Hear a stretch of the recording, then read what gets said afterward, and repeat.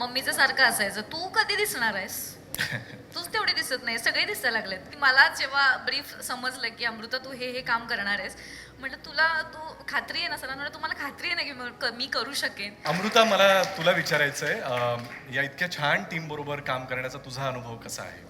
खूपच. सगळ्यात आधी खूप धन्यवाद म्हणायचे स्टार प्रवाहाला. फायनली मला कॉल आलाय.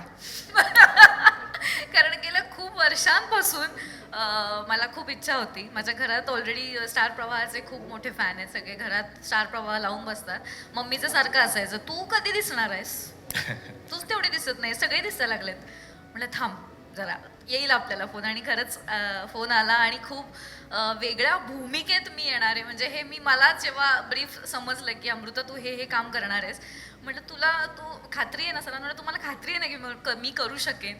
तर तू करू शकतेस. म्हणजे त्यामुळे मी खूप खूप एक्सायटेड आहे आणि मजा येणार आहे. पुन्हा एकदा इतक्या वर्षांनी मालिका करते. सो डेफिनेटली पूर्ण सगळ्या टीमसोबत अजून आम्ही काम सुरू नाही केलं, पण लवकरच आम्ही काम सुरू करू आणि जोरात आम्ही येऊ आमच्या लाडक्या नाईकबाईंना घेऊन. Thank you so much. थँक्यू.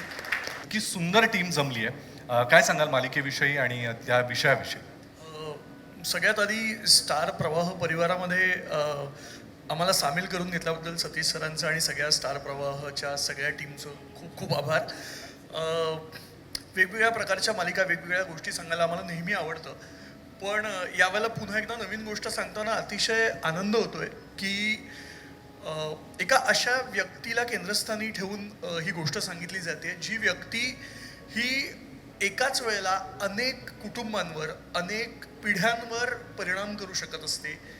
आपण नेहमी म्हणतो की आई ही सगळ्यात आपल्यावर संस्कार करणारी सगळ्यात जवळची व्यक्ती आहे, आणि त्यानंतर सगळ्यात जवळची दुसरी व्यक्ती असते ती म्हणजे आपल्या बाई, ज्या आपल्याला शिकवतात, त्याचबरोबर आयुष्यात कसं जगायचं, कसं पुढे जायचं याचे संस्कारही देतात.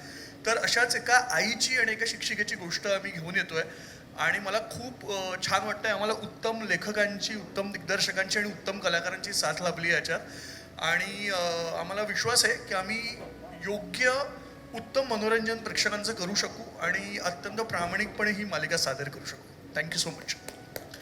केदार वैद्य दिग्दर्शनाची धुरा सांभाळतायत, त्यामुळे ते फक्त वैद्य नसून मनोरंजनाचे हाडवैद्य असल्यासारखीच त्यांना प्रेक्षकांची नाडी माहिती आहे.